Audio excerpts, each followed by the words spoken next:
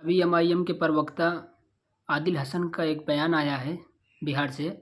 उन्होंने कहा है जो लोग पार्टी के ऊपर इल्ज़ाम लगा रहे हैं टिकट बेचने का और धोखाधड़ी का, अगर वो ऐसा करते हैं तो हम उनके खिलाफ़ सुप्रीम कोर्ट जाएंगे, हाई कोर्ट जाएंगे, जिला मजिस्ट्रेट के पास जाएंगे, उनके खिलाफ़ कार्रवाई करेंगे, क्योंकि मैं एक सुप्रीम कोर्ट का वकील हूँ। आदिल हसन साहब, आप मुझे ये बताएं, अगर आप इतने पाकी शफ़ाफ़ हैं, नेक हैं, अच्छे हैं, खुददार हैं, तो आपको मीडिया के सामने, कैमरे के सामने आकर सफाई देने की क्या ज़रूरत है?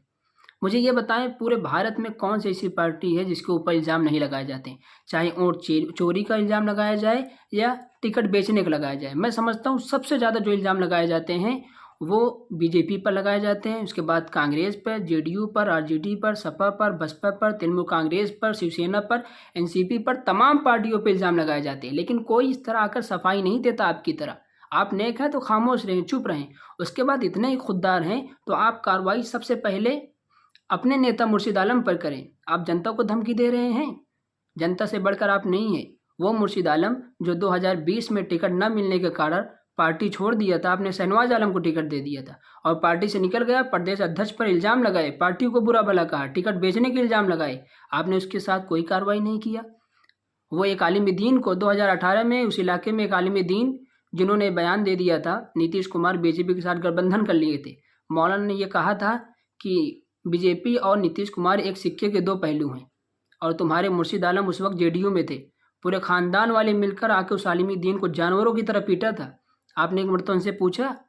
आपने उस आलिम दीन को दरकिनार कर दिया जो 7 साल तक पागलों की तरह मेहनत किया, पार्टी के लिए काम किया, दीनी दुनियावी हर मजलिस में पार्टी का प्रचार प्रसार किया, आपने उसको दरकिनार कर दिया, उसकी मेहनत पर पानी फेर दिया, आपने उसके पेशानी पर ओवैसी का मौलाना का लेबल लगाया, आपने जो चाहा तुम्हारे दिल में आया वो बयान मौलाना से दिलवाया, लेकिन बाद में आपने उनके साथ क्या किया?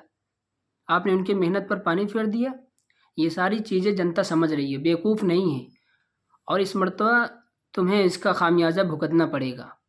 और दूसरी बात, ये लोग कभी नहीं चाहेंगे कोई आलिम दीन पार्टी में आए और पार्टी का बागडोर उसके हाथ में जाए और वो आगे बढ़े। ये हमेशा आपको पीछे रखेंगे। और एक चीज़ और आप लोग नोटिस करना, कभी मुस्लिम पार्टियों से गठबंधन नहीं करेंगे। ये करेंगे तो स्वामी प्रसाद मौर्य से करेंगे, वो इंसान जो 2018 में बस्ती ज़िले में एक स्टेटमेंट दिया था, उसने कहा था कि मुसलमान 3 तलाक इसलिए देते हैं ताकि उनको दूसरी शादी करने का मौका मिले और वो अपनी हवस पूरी करें। उसके पार्टी का नाम है RSSP। उसके साथ बिहार में गठबंधन कर लिया, लेकिन मुस्लिम पार्टियों के साथ कभी इन्होंने गठबंधन नहीं किया। इसलिए इनकी चालाकी से आपको वाकिफ़ होना है, समझना है। अभी एक अख्तर साहब हैं, आलिम दीन है बिहार में, उनको भी टिकट नहीं दिया, उन्होंने काफ़ी मेहनत किया था। ये देंगे, चोर चंडालों को टिकट देंगे, गुंडों को टिकट देंगे, लेकिन अच्छे नेक लोगों को टिकट नहीं देंगे। ये नहीं चाहते कि आलिम दीन आगे आए। जो काबिलियत अल्लाह ने मौलाना के अंदर रखी है, बिहार में कोई ऐसा शख्स नहीं है एमआईएम में जो मौलाना का मुकाबला कर सके, लेकिन आपने उनको दरकिनार कर दिया।